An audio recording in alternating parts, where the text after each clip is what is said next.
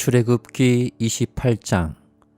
너는 이스라엘 자손 가운데서 너의 형 아론과 그의 아들 나답과 아비후와 엘르아살과 이다말을 불러내서 나를 섬기는 제사장 일을 맡겨라.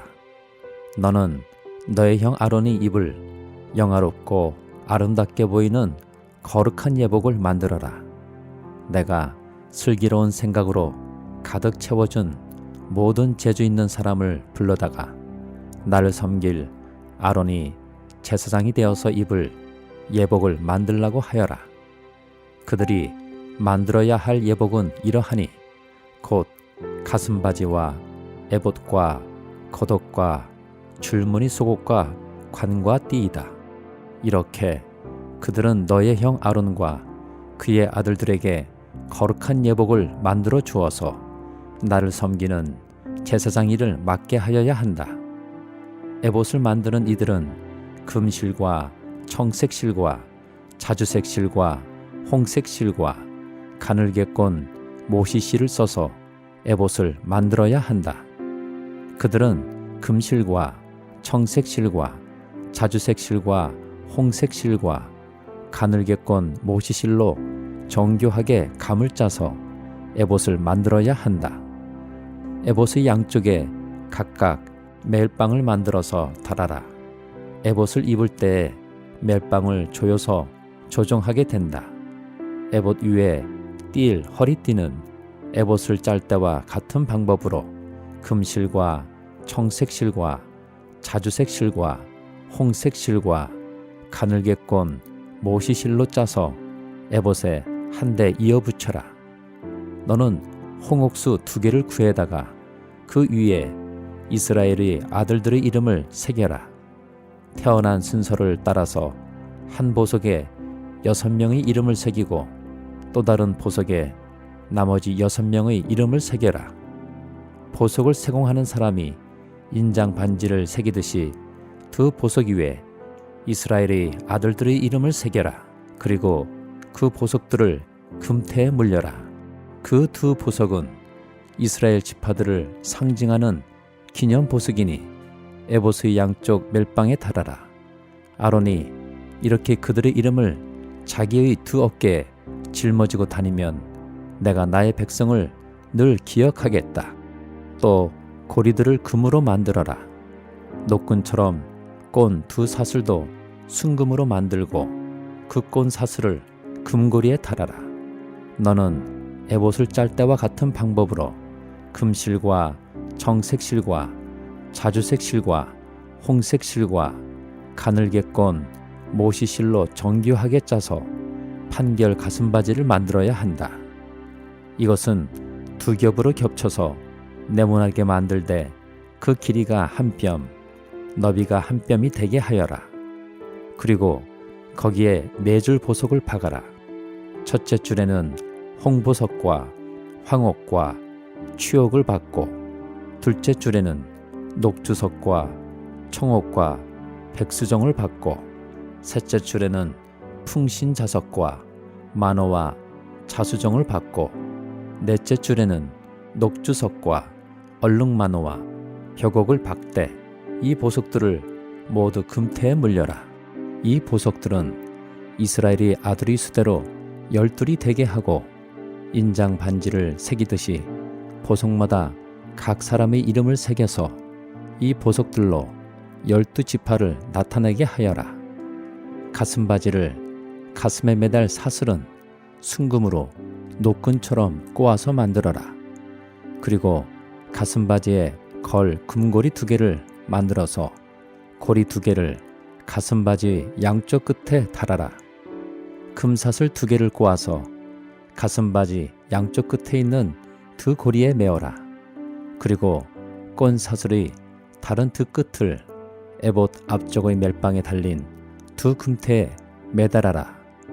금고리 2개를 더 만들고 그것을 가슴바지 아래 양쪽 가장자리 안쪽인 에봇과 겹치는 곳에 달아라.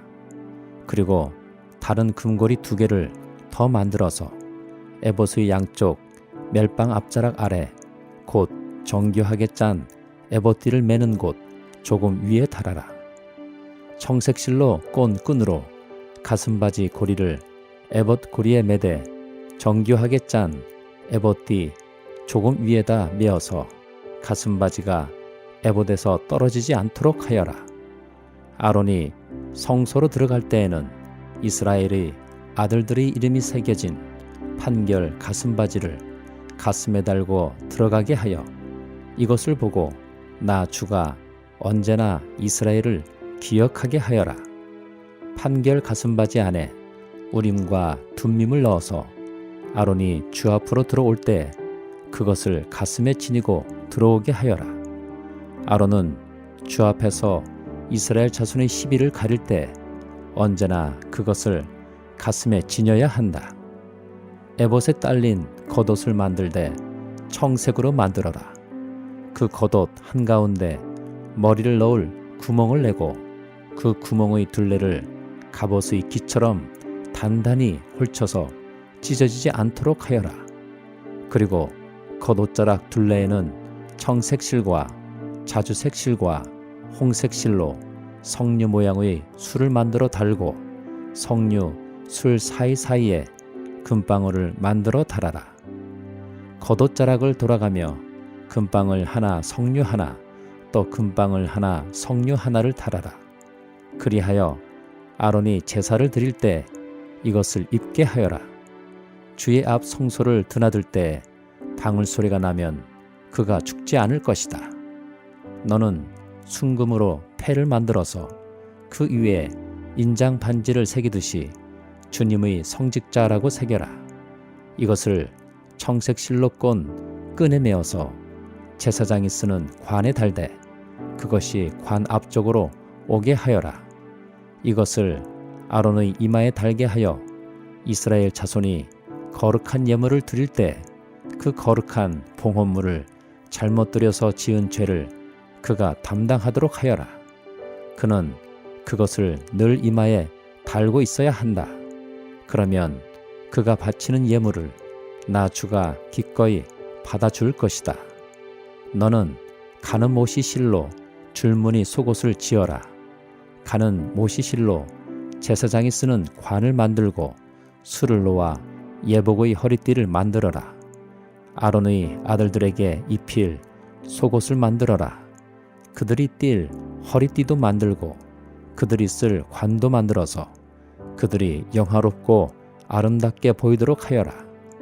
너의 형 아론과 그의 아들들에게 그것을 입히고 그들에게 기름을 부어서 제사장으로 세우고 그들을 거룩히 구별하여 나를 섬기게 하여라.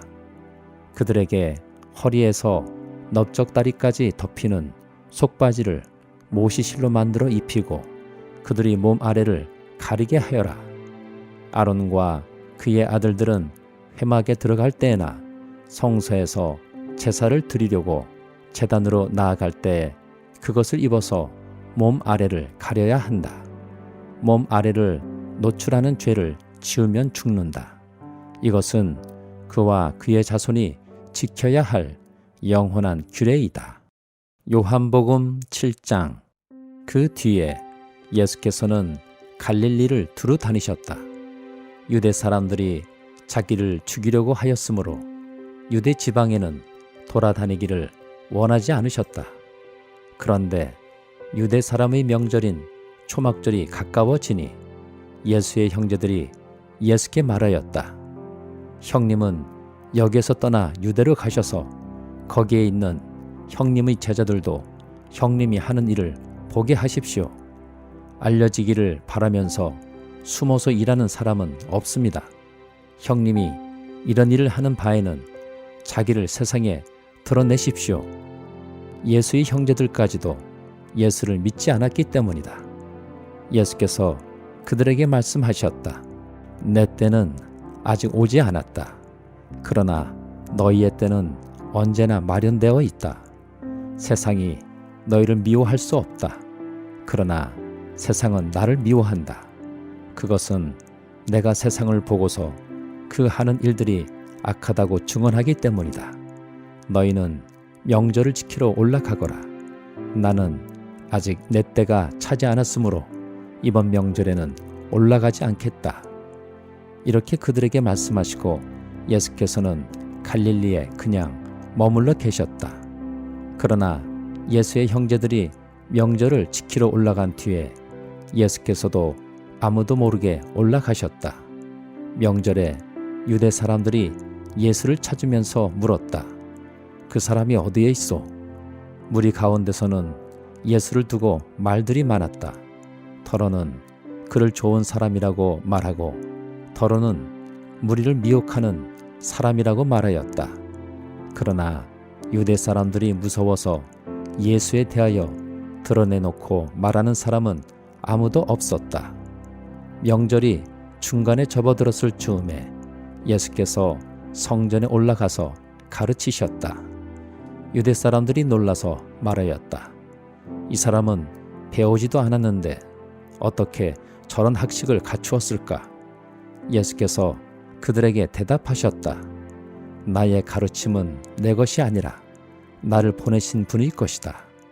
하나님의 뜻을 따르려는 사람은 누구든지 이 가르침이 하나님에게서 난 것인지 내가 내 마음대로 말하는 것인지를 알 것이다.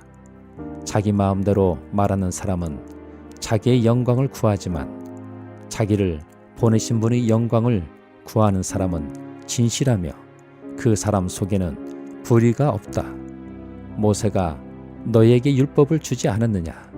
그런데 너희 가운데 그 율법을 지키는 사람은 한 사람도 없다.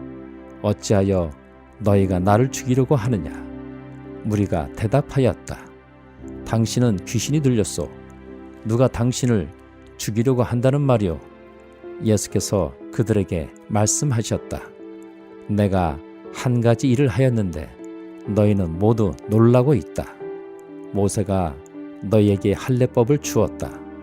사실 할례는 모세에게서 비롯한 것이 아니라 조상들에게서 비롯한 것이다. 이 때문에 너희는 안식일에도 사람에게 할례를 준다.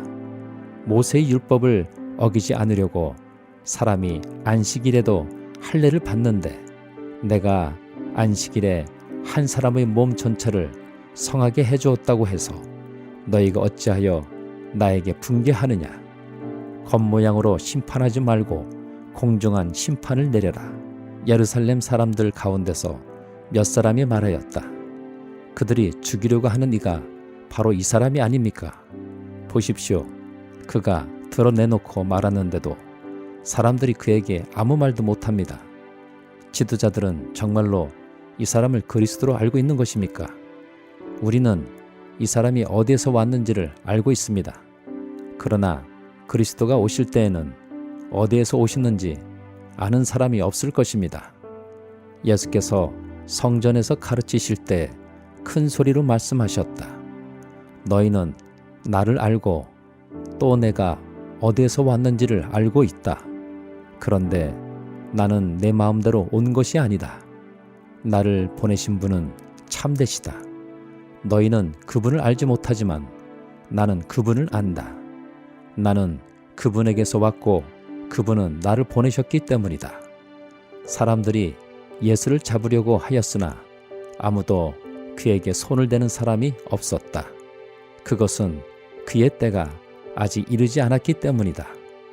무리 가운데서 많은 사람이 예수를 믿었다. 그들이 말하였다.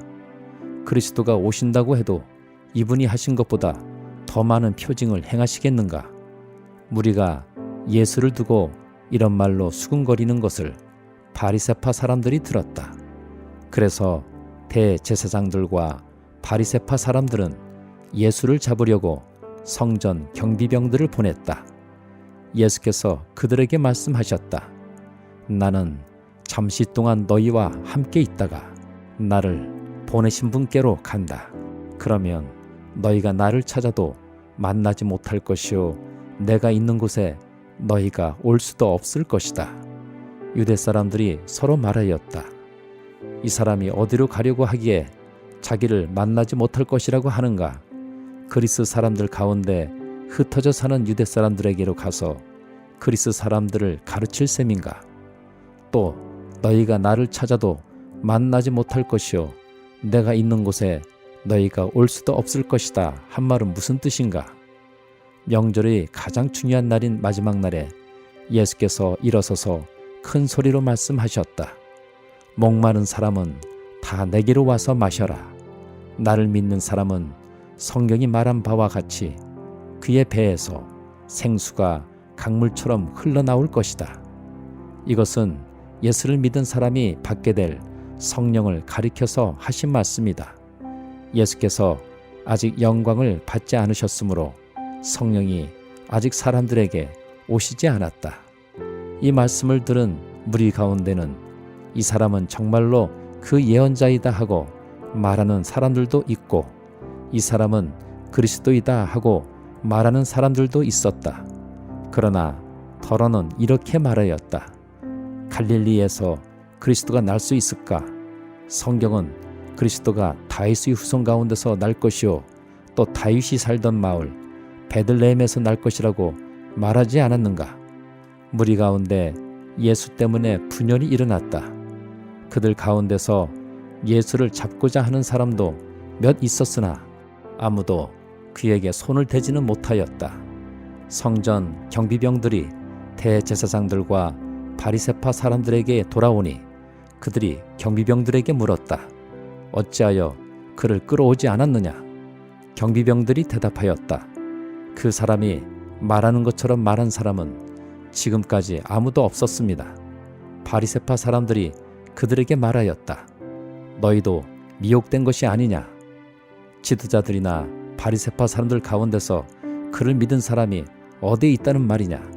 율법을 알지 못하는 이 무지렁이들은 저주받은 자들이다.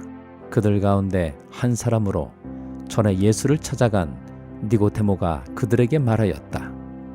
우리의 율법으로는 먼저 그 사람의 말을 들어보거나 또 그가 하는 일을 알아보거나 하지 않고서는 그를 심판하지 않는 것이 아니요. 그들이 니고데모에게 말하였다. 당신도 갈릴리 사람이요. 성경을 살펴보시오. 그러면 갈릴리에서는 예언자가 나오지 않는다는 것을 알게 될 것이요. 그리고 그들은 제각기 집으로 돌아갔다. 잠언 4장. 아이들아, 너희는 아버지의 훈계를 잘 듣고 명철을 얻도록 귀를 기울여라. 내가 선한 도리를 너희에게 전하니 너희는 내 교훈을 저버리지 말아라. 나도 내 아버지에게는 아들이었고 내 어머니 앞에서도 하나뿐인 귀여운 자식이었다. 아버지는 내게 이렇게 가르치셨다. 내 말을 내 마음에 간직하고 내 명령을 지켜라. 내가 잘 살 것이다. 지혜를 얻고 명철을 얻어라. 내가 친히 하는 말을 잊지 말고 어기지 말아라. 지혜를 버리지 말아라. 그것이 너를 지켜줄 것이다. 지혜를 사랑하여라. 그것이 너를 보호하여 줄 것이다. 지혜가 으뜸이니 지혜를 얻어라. 내가 가진 모든 것을 다 바쳐서라도 명철을 얻어라. 지혜를 소중히 여겨라. 그것이 너를 높일 것이다. 지혜를 가슴에 품어라. 그것이 너를 존귀하게 할 것이다. 그 지혜가 아름다운 화관을 너의 머리에 씌워주고 영광스러운 왕관을 너에게 씌워줄 것이다. 아이들아, 들어라. 내 말을 받아들이면 내가 오래 살 것이다. 내가 내게 지혜로운 길을 가르쳐 주었고 너를 바른 길로 이끌어 주었으므로 내가 걸을 때 내 걸음이 막히지 않고 달려가도 넘어지지 않을 것이다. 훈계를 놓치지 말고 굳게 잡아라. 그것은 내 생명이니 단단히 지켜라. 악독한 사람의 길에 들어서지 말고 악한 사람의 길로는 다니지도 말아라. 그런 길은 피하고 건너가지도 말며 발길을 돌려서 지나쳐 버려라. 그들은 악한 일을 저지르지 않고는 잠을 이루지 못하며 남을 넘어지게 하지 않고는 잠을 설치는 자들이다. 그들은 악한 방법으로 얻은 빵을 먹으며 폭력으로 빼앗은 포도주를 마신다. 의인의 길은 동틀 때의 햇살 같아서 대낮이 될 때까지 점점 더 빛나지만 악인의 길은 캄캄하여 넘어져도 무엇에 걸려 넘어졌는지 알지 못한다. 아이들아, 내가 하는 말을 잘 듣고 내가 이르는 말에 귀를 기울여라. 이 말에서 한시도 눈을 떼지 말고 너의 마음속 깊이 잘 간직하여라. 이 말은 그것을 얻는 사람에게 생명이 되며 그의 온몸에 건강을 준다. 그 무엇보다도 너는 내 마음을 지켜라. 그 마음이 바로 생명의 근원이기 때문이다. 왜곡된 말을 내 입에서 없애버리고 속이는 말을 내 입술에서 멀리하여라. 눈으로는 앞만 똑바로 보고 시선은 앞으로만 곧게 두어라. 발로 디딜 것을 잘 살펴라. 내 모든 길이 안전할 것이다. 좌로든 우로든 빗나가지 말고 악에서 내 발길을 끊어버려라. 갈라디아서 3장. 어리석은 갈라디아 사람들이여, 예수 그리스도께서 십자가에 못 박히신 모습이 여러분의 눈앞에 선한데 누가 여러분을 홀렸습니까? 나는 여러분에게서 이 한 가지만을 알고 싶습니다. 여러분은 율법을 행하는 행위로 성령을 받았습니까? 그렇지 않으면 믿음의 소식을 들어서 성령을 받았습니까? 여러분은 그렇게도 어리석습니까? 성령으로 시작하였다가 이제 와서는 육체로 끝마치려고 합니까? 여러분의 그 많은 체험은 다 허사가 되었다는 말입니까? 참말로 허사였습니까? 하나님께서 여러분에게 성령을 주시고 여러분 가운데서 기적을 행하시는 것은 여러분이 율법을 행하기 때문입니까? 아니면 믿음의 소식을 듣기 때문입니까? 그렇지 않으면 여러분이 복음을 듣고 믿어서 그렇게 하신 것입니까? 그것은 아브라함이 하나님을 믿으니 하나님께서 그것을 의로운 일로 여겨주셨다는 것과 같습니다. 그러므로 믿음에서 난 사람들이야말로 아브라함의 자손임을 여러분은 아십시오. 또 하나님께서 이방 사람을 믿음에 근거하여 의롭다고 여겨주신다는 것을 성경은 미리 알고서 아브라함에게 모든 민족이 너로 말미암아 복을 받을 것이다 하는 기쁜 소식을 미리 전하였습니다. 그러므로 믿음에서 난 사람들은 믿음을 가진 아브라함과 함께 복을 받습니다. 율법의 행위에 근거하여 살려고 하는 사람은 누구나 다 저주 아래에 있습니다. 기록된 바 율법책에 기록된 모든 것을 계속하여 행하지 않는 사람은 다 저주 아래에 있다 하였습니다. 하나님 앞에서는 율법으로는 아무도 의롭게 되지 못한다는 것이 명백합니다. 의인은 믿음으로 살 것이다 하였기 때문입니다. 그러나 율법은 믿음에서 생긴 것이 아닙니다. 오히려 율법의 일을 행하는 사람은 그 일로 살 것이다 하였습니다. 그리스도께서 우리를 위하여 저주를 받은 사람이 되심으로써 우리를 율법의 저주에서 속량해 주셨습니다. 기록된 바 나무에 달린 자는 모두 저주를 받은 자이다 하였기 때문입니다. 그것은 아브라함에게 내리신 복을 그리스도 예수 안에서 이방 사람에게 미치게 하시고 우리로 하여금 믿음으로 말미암아 약속하신 성령을 받게 하시려는 것입니다. 형제자매 여러분, 나는 사람의 관례를 예로 들어서 말하겠습니다. 어떤 사람이 적법하게 유언을 작성해 놓으면 아무도 그것을 무효로 하거나 거기에다가 어떤 것을 덧붙일 수 없습니다. 그런데 하나님께서 아브라함과 그 후손에게 약속을 말씀하실 때 마치 여러 사람을 가리키는 것처럼 후손들에게라고 말씀하시지 않고 단 한 사람을 가리키는 뜻으로 너희의 후손에게라고 말씀하셨습니다. 그 한 사람은 곧 그리스도이십니다. 내가 말하려는 것은 이것입니다. 하나님께서 이미 맺으신 언약을 430년 뒤에 생긴 율법이 이를 무효로 하여 그 약속을 폐하지 못합니다. 그 유업이 율법에서 난 것이면 그것은 절대로 약속에서 난 것이 아닙니다. 그러나 하나님께서는 약속을 통하여 아브라함에게 유업을 거저 주셨습니다. 그러면 율법의 용도는 무엇입니까? 율법은 약속을 받으신 그 후손이 오실 때까지 범죄들 때문에 덧붙여 주신 것입니다. 그것은 천사들을 통하여 한 중개자의 손으로 제정되었습니다. 그런데 그 중개자는 한쪽에만 속한 것이 아닙니다. 그러나 하나님은 한 분이십니다. 그렇다면 율법은 하나님의 약속과는 반대되는 것입니까? 그렇지 않습니다. 그 중개자가 준 율법이 생명을 줄 수 있는 것이었다면 의롭게 됨은 분명히 율법에서 생겼을 것입니다. 그러나 성경은 모든 것이 죄 아래에 갇혔다고 말합니다. 그것은 약속하신 것을 예수 그리스도를 믿는 믿음에 근거하여 믿는 사람들에게 주시려고 한 것입니다. 믿음이 오기 전에는 우리는 율법의 감시를 받으면서 장차 올 믿음이 나타날 때까지 갇혀 있었습니다.